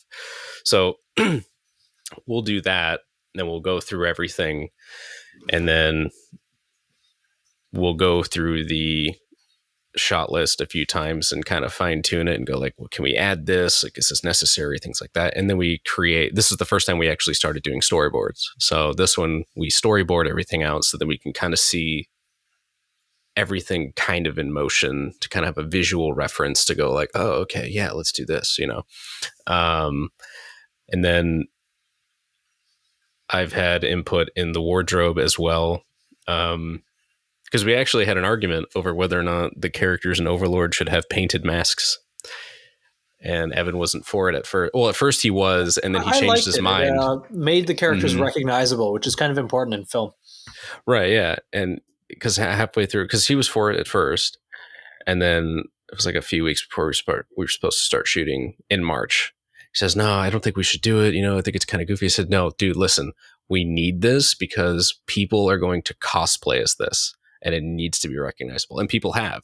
Yes. I think the most cosplayed one has been Lambert, the one with the orange stripe on the nose, and Vaz, who was the guy with the skull on the outside. like the outside inner cordon or whatever. So I painted all those myself. I painted all the guns myself. The guns were designed by the patterns on the guns were designed by Evan. And we both worked on the designs of the masks. But as far as like actually making them and putting them together, I've done all that. I made the cultist uniforms and the masks that they wore. What else was there? Made all the missing poster signs. So I do a lot of pre-production stuff as well, like with the production design. And then because we have to wear a lot of hats because we're not a studio, unfortunately. And then whenever we start shooting, my primary role on the set for Overlord anyways was shooting and directing, and also maintaining people's wardrobe as well, which was a fucking nightmare. And then everything transitions to post-production, which is a team effort at that point. So yeah, I do have some input. Just to answer your question, I do have input before with the shot lists and the storyboards and all that kind of stuff. So it sounds like, for starters, when you were just describing that one shot, the amount of time and effort that goes into one shot of a guy moving his hand, that sounds extremely time consuming. How long, like total, from writing, planning, storyboarding, filming, post-production, how long does something like this take you? It depends. So doing the shot list actually doesn't take that long. We do a shot list probably in about a day. And when I say a day, like a day, usually 15 to 20 hours is how long we'll spend on one, just in one sitting, just to get it done. As far as the story goes, it's more so Evan's department, and that takes a while. Heretic, actually, I want to say Heretic has taken maybe 3 years to be developed fully, because it comes down to what's it going to be about, what's the meaning behind it, and what is the SCP. That's the most difficult part. Once those things are figured out, then it's just, okay, now I just have to, then he just is able to type everything. Like once he has the characters, like a rough idea and an outline, then he can just zip through it pretty quick. Overlord took about a year from writing to shooting to editing to release. Dollhouse took 8 months, I want to say. Because most of it's all pre-production and like meticulously planning, like, okay, how are we going to do this, and with those two projects, we only had to focus on making sure the shots look cool and quote unquote cinematic. Overlord looked better than Dollhouse, but we didn't have to worry about performances.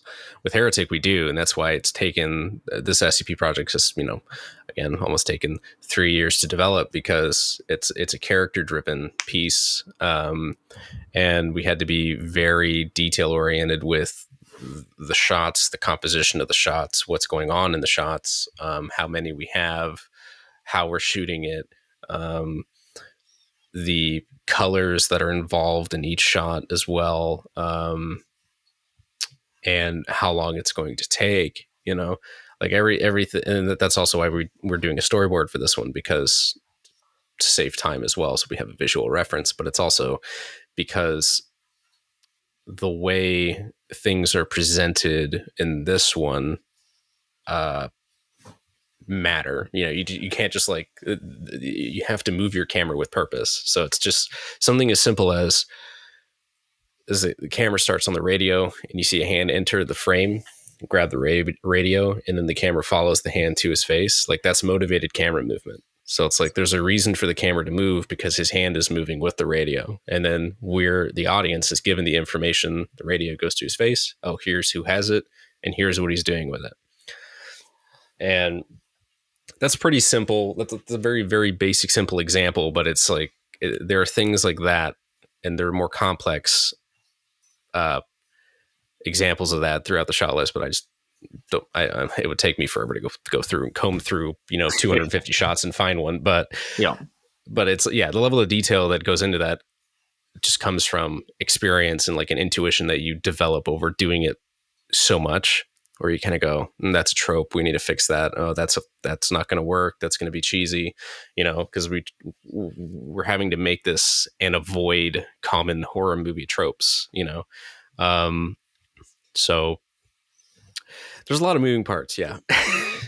Yeah. So with all of those moving parts, what I find so interesting is how, like you mentioned earlier, you have a blue collar day job that you do. Mm-hmm. This isn't your job. This is more of like a passion project. It sounds like that takes extreme amounts of time and energy, and that's just when you see somebody doing something like that, that's it's very commendable. Because go ahead. Don't give me too much credit. My day job is like stupid flexible, and I'm also like living at home, so I can put aside a lot of time to put into this. Yeah, like I mean, I don't think I would be able to dedicate as much time as I have if I like had a 9-to-5 retail job. I mean, maybe I could, but I'd probably be less agreeable if I did. Yeah. Well, but just the time in general, because it's very similar with us. We don't make a lot of money from doing this stuff, and it is very time consuming. It's a passion project. But when you are able, because it's not just one or two people with you, you have other people that you need to work with, and other people that you need to film, you need to edit, you need to storyboard, you need to get people to act. It is that's a lot of moving pieces, and when you get a lot of moving pieces, film is hard. Film is expensive for a reason. Yeah, sorry, go ahead. When there's a lot of moving pieces, that's when you start to get a lot of unforeseen kinks.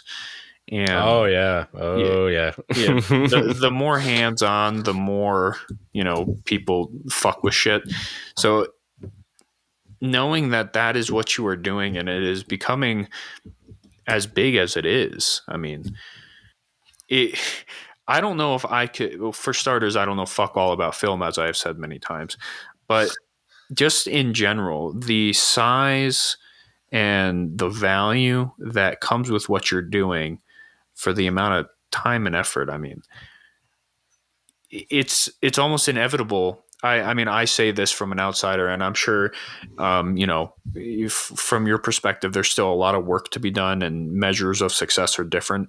But it seems like somebody that has the drive to do this on their own, and not as part of like fucking Walt Disney or whoever makes big movies and gets paid millions and millions of dollars to go make a shit movie. It almost seems like it's inevitable that you are successful. Just from the amount of work that you put into it. Yeah, and it's and I agree. And I'm not saying that like, oh yeah, I know I'm going to be successful. It's like, well, I just can't talk about it right now, but we do have things in place that will get us there. It's just we have to, we have these projects that we need to finish, and those take a tremendous amount of time to actually get off the ground. But my personal goal is I want to be with the streaming service within the next 5 years. And I think I will get to that point, because I know my limitations. I know what I'm good at. I know what I can do. I know what sells with the help of our producers that we have on board with us now, who've been with us for the past 2.5 years, because they started off as fans, and they've been guiding us through all this mess and red tape and whatnot. They're a big reason like why we're probably going to be off the ground here pretty soon. But it's just it's a long game, man. And I'm banking like everything on myself. Like I don't have a degree in anything. This is all I know how to do. So failure is not an option. I have to succeed, otherwise I'm going to be destitute. And I don't want to be working at Walmart in my 50s. Yeah. I mean, like it's like we've sacrificed a lot to get to where we're at right now. Like not even like socially and mentally. So it's I don't know. We will see. It's definitely one day at a time. I can say that we can see the finish line. It's far away, but we can at least see it now. I do think myself and the people that I work with have come a long way in the past 10 years, but man, I am worn out. Yeah. So I'm very much like, whenever someone's like, "Oh, you got 12 million views," I'm like, yeah, I feel nothing. I honestly don't think that most people know how much work goes into film. So much, how much work and how much money. People just kind of take it for granted. Well, because they're all. I see all of these projects as stepping stones, because like I don't see them as. Well, I mean, like, yeah, they're successes, but they're not something that, like I said earlier, like they don't make me money. You know, I'm making these and I'm working with the people that I work with because they're good at what they do. And I know they can help me deliver something that people will watch. Like, we have the metrics to prove that. It's like, look, you're not going to be wasting your time. Because Overlord and Dollhouse, everyone volunteered their time. No one got paid. All the money went towards that. Now, Heretic, we will be able to pay people if we get funded, which is what I want. I want to be able to pay the team the wage, the rates that they deserve, to, finally work on a project that is, big boy scale type shit. There is money in film. There's a lot of money in film, and buying talent is expensive. People don't realize that. If you can make it, yeah. Because like, there's a lot of people, like, everyone wants to be a fucking director. Like, oh my God, everyone wants to be. But it's like, man, if you don't know how to socialize or talk to people or be very clear and concise on like what you want, like, it's not going to work. Maybe you might fit in a different department. Yeah, maybe you can be director of photography, or the prop guy, or help make costumes, or anything else. But yeah, like it's very much. I do like what Kobe said. Whenever someone said like, "Oh, either you have it or you don't," he says, "No, I think that's an excuse." Like, I think that applies to sports, because you're only as good as hard as you train. Yeah. But with film and the arts, it's like, I do think it is either you have it or you don't. And a lot of it comes with the ability to develop an intuition on what works and what doesn't work, because you've consumed a colossal amount of media to just know, Yeah. And that's the big thing, I think. Like, the way that I would suggest that someone gets good at, for example, drawing, is read a lot of comics, look at a lot of art and analyze it that you like. And the same way with like making movies. That's how Tarantino learned how to make movies. He watched movies and he emulated what he liked, and he avoided what he didn't like, and he learned by observation. And I think that's the best way of getting about this. Are you guys do you guys like anime? Maybe a little sometimes. Let's fucking go. All right, great. So my guilty pleasure is like slice of life romance anime. I have literally consumed, like, I don't like the ecchi shit. I think that stuff is for fucking degenerates and basement dwellers. But I mean, like, the well written, like cute, Erased cute and whatnot. shit. Erased is so fucking good. Oh my God. Yeah, I was going to say, Erased is really good. I didn't like how it ended. It was a little too anime for me, but everything else is great. But the reason why I like watching those, because when I'm burnt out on fantasy anime, I watched all that shit whenever I was a kid, Dragon Ball Z, One Piece, all that kind of crap, whatever. The reason why I really like the slice of life stuff is because of how everything, like their backgrounds are lit and how it interacts with the characters. Because a lot of the shit that I shoot, a lot of my cinematography is based around natural light. And I pair that with, also observing three main cinematographers that I believe to be the goats of this modern era. I'm curious. But also, as like a film dude, I'm very curious. Be Emmanuel Lubezki or Chivo, Roger Deakins, and Hoyte van Hoytema. Hoyte van Hoytema did like Ad Astra, Tenet, Interstellar. Oh, those are good. Yeah. So, and they all have very specific styles, and they're all very good in particular areas. So like Roger Deakins is with natural light, and Lebesky is good with, very long takes, which there's a lot of long takes in Overlord. Yeah. I noticed and that, actually. I was thinking yeah. about that when watching it. And for people listening to this, I highly recommend, if you're bored or you just want to watch actually kind of an inspired piece of 2A adjacent short film, go watch SCP Overlord. It's literally free on YouTube and it's fairly short.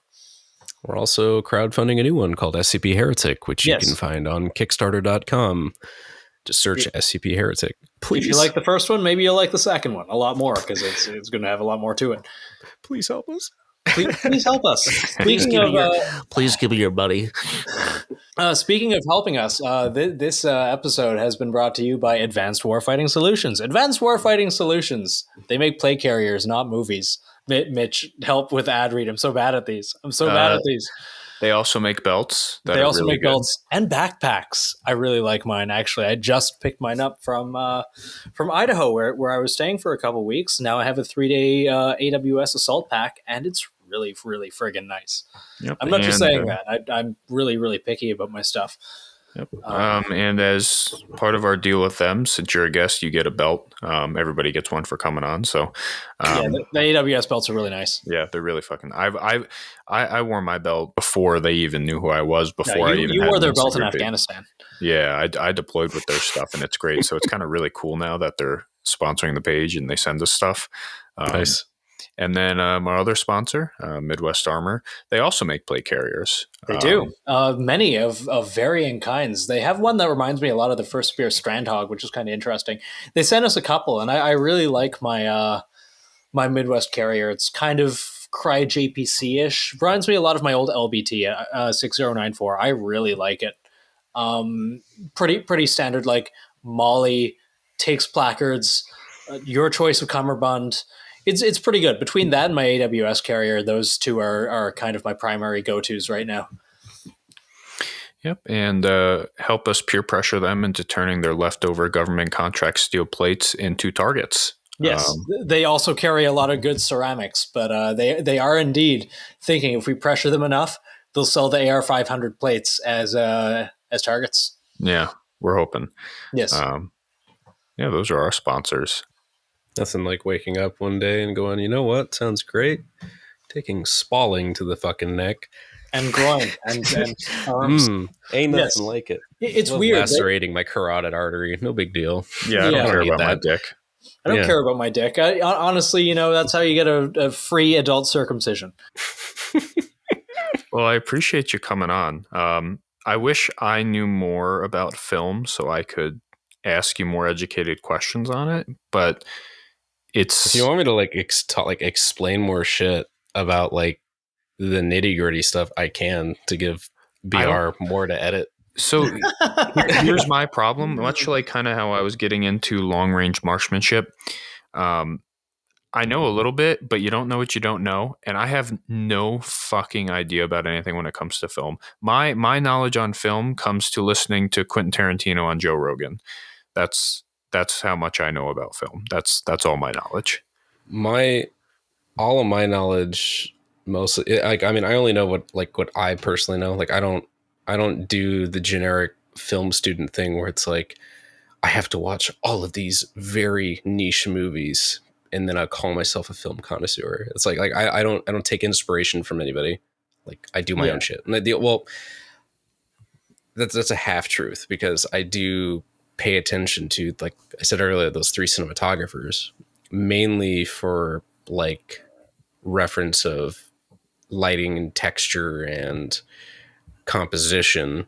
But as far as like, I got my own personal style on stuff. Like my biggest thing and interest is format sizes, which is like, the way I could explain it to somebody, I mean, since this is audio, like let's say if you take a shot glass and a party cup, take the bottoms off of those so then you can see through both of them, right? Do you have that that visual in your head? Yep. Okay. So, and if you line them up and they're both facing the same subject, like let's say a mountain range, right? You're going to see more through the bottom of the party cup because the field of view is larger than the bottom of the shot glass. So like IMAX, for example, like all of Christopher Nolan stuff like The Dark Knight or Tenet, Interstellar, like a lot of the big scenes were all shot on IMAX, and the image feels gigantic because the field of view is huge and you could see more of the image. Traditional cameras would be more of a field of view of like what that shot glass gives you. So I've been interested in trying to achieve massive imagery with consumer cameras, which is what I have right now, to try and get a size similar to that of IMAX without having to that spend Christopher Nolan look. Yeah, with it, well, it costs $10,000 to $15,000 a week to rent an IMAX camera, and you only get 3 minutes of film that runs through those cameras, and that's why they're only used for like very specific action sequences and stuff, because they're so loud. You can't really shoot a dialogue sequence with them without them, blaring in the background because they're sending so much film in front of the gate. They're also the only film cameras that send a film strip horizontally, whereas every other film camera, like 35 millimeter, the film strip goes horizontal or vertically. Yeah. That's why it felt like everyone here in this call knows what a film negative looks like. You ever held a film negative to the light and you can see how the entire negative has an image on it? Yes, no, yes, maybe. Yeah. Okay. A film negative, like out of a film camera. You guys never held a film negative before? I don't think so. I mean, I'm sure at some point in my life, but many, many years ago. I definitely haven't. Oh my God. Okay. How old are you guys? We're all around the same age, aren't we? Yeah. I'm sure I've done it. I just haven't. Oh, damn. Oh, okay. Yeah, it's been a hot minute. All right. Well, Google it later, I guess. But when you hold a film negative to the light, the whole negative has the image filled out, and that's how IMAX film negatives are. That's why their images are so big, because they fill out the entire negative. But 35 millimeter cameras, which you don't have to pay attention to the number, because that's super geek shit that I won't get into and melt your brain over.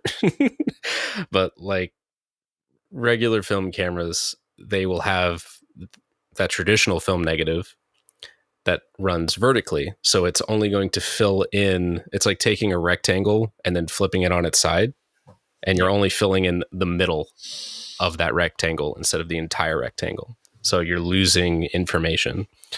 So that's why large format and IMAX and stuff is, makes the image look bigger. It's really fucking cool. Okay. Like, yeah, like it plays a big part in all the stuff that I do, especially with Heretic, because I finally figured out how to get an almost 1-to-1 virtual image of what IMAX would look like, but in a digital medium. That's awesome. So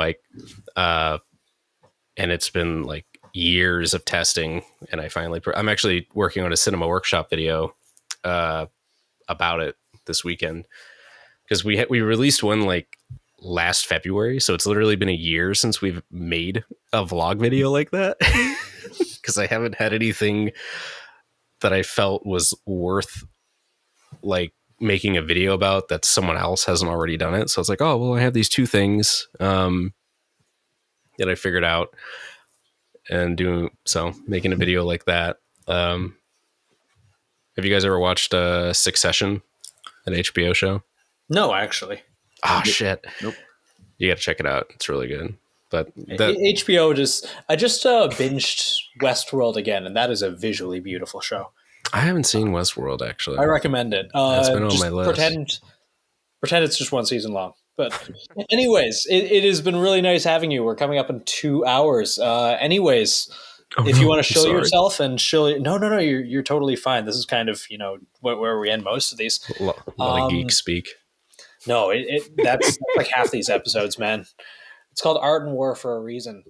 Anyways, yes, show yourself. Tell us about your new project and where to find your socials. Well, my name is Stephen Hancock. I'm a director and cinematographer based in Kansas City, Missouri. You can find all of my work on my Instagram at Retro Digital Media, or you can view our entire portfolio like SCP Overlord and SCP Dollhouse on Evan Royalty's YouTube channel at Evan Royalty. Is that actually his name? That's awesome. No, his name is actually Evan Muir. Well, we'll pretend it's Evan Royalty. Yeah, Evan Royalty is his real name. Yeah, that's definitely his name. We have a project right now called SCP Heretic that currently has a Kickstarter that is live. Yes. I'm super excited for that, and we'll help in any way I possibly can. I hope we make it. Our budget right now, our budgetary goal is $650,000. We have 40 days to go. We've raised about $170,000 so far. So any amount of sharing or donations will help. Hell yeah. Go donate. Yeah. Yes, go do the thing. And I really liked SCP Overlord. Mitch, you should watch it. If you're listening, you should watch it. It's very rare to have like a short film or any film kind of take the things into account that this movie did. And our buddy Mike Garantham should be on there. So yeah, go check it out. In the new one, that is Heretic. In the new one. Yeah. He's confirmed for the new one, unless any scheduling conflicts happen. Yes. So same with Donut Operator. Yes, assuming I'm that not works quite out. sure who that is, but yes, Donut Operator will be there. Whoever. And shout out to Victim Henry for doing stuff because she's dope. And yes, Victim Henry, our previous guest, has been helping with the art for this project. So go take a look at her stuff. VCTM Henry. Thanks, Anna, for doing all these things in one night sitting. Yeah. No.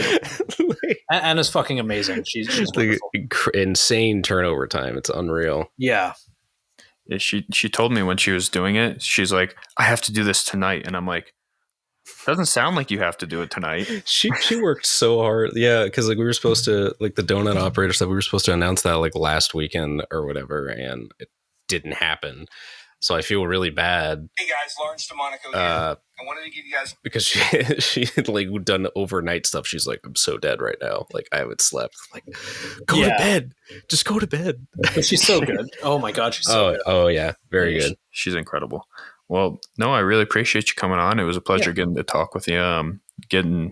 I'm just kind of like a sponge absorbing all this as much as I can because I do this fairly often. Like one of the two of us will sponge for an episode, but I'm really passionate about film, so it was good to kind of pick your brain about it.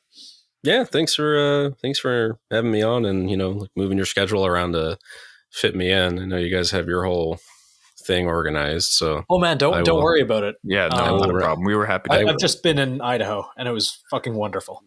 I will remember that, so I don't forget. I do not forget. I like to stress that with everyone. It's like, all right, loyalty is rewarded. Thanks, man. Yeah, this is a good one.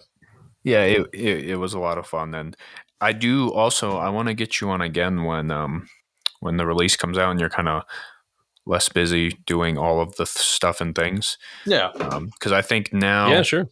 I think what I'm going to do what a good podcast host would do and do a little bit more research into like filmmaking itself and try and find out some more things. And then I would like to ask you, questions about the release, how that stuff's going and kind of just that process. So if you would like to come on again, once that's done, I'm more than happy to have you too.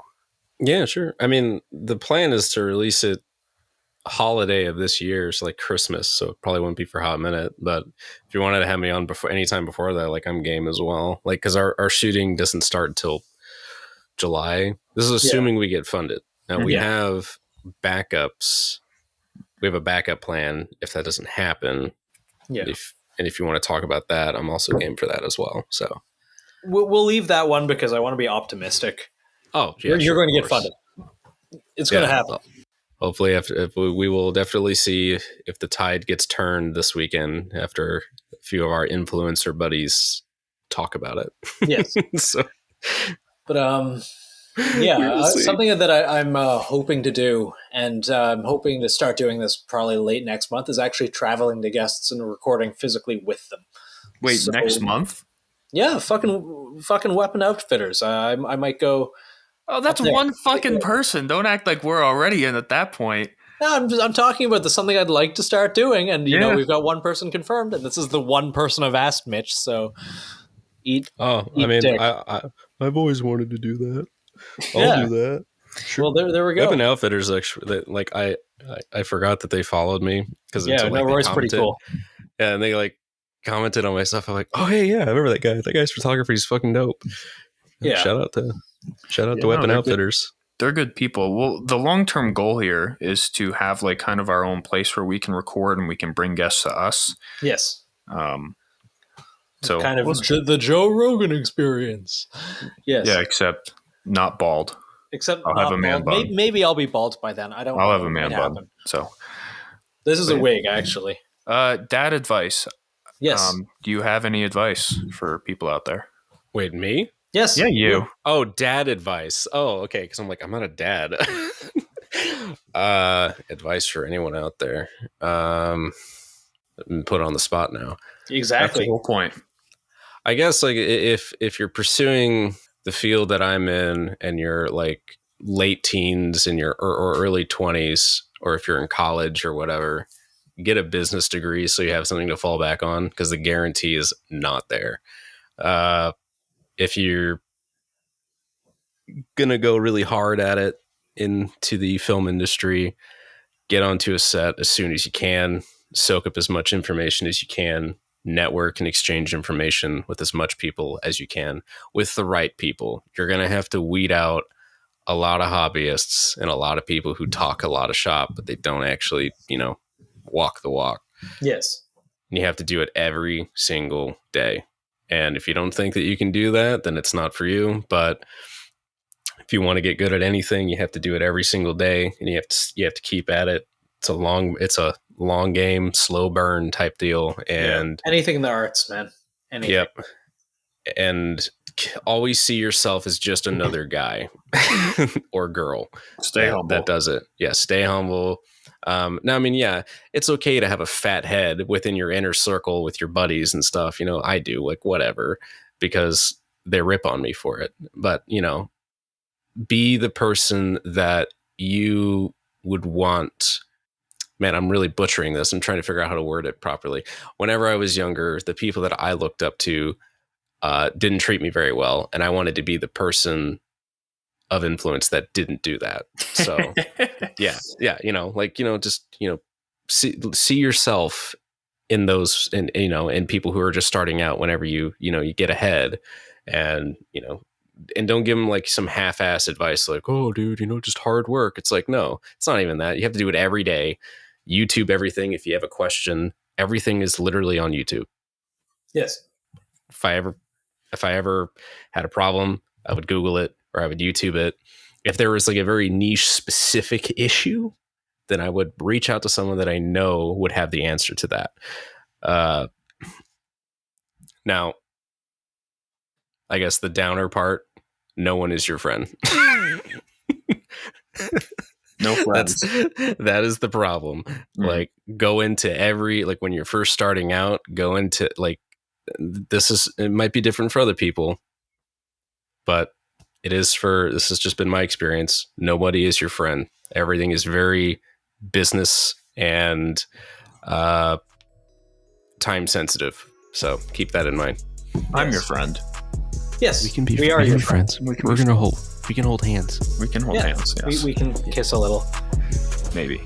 I need an adult. Anyways, yes. Thank you for the dad advice. I think that's kind of important, especially for people who are trying to get into the arts. Education means nothing. You can learn everything on your own. If you do decide to go to, art school, do it for the right reasons. Don't do it because you think it'll get you a job. It won't. All right, there's a lot of creepy people too. If someone's being a fucking creep, call them out on it. Yes, I agree. Slap their balls, like literally. Slap their balls. Okay. Anyways, thanks for coming on. Yeah, absolutely.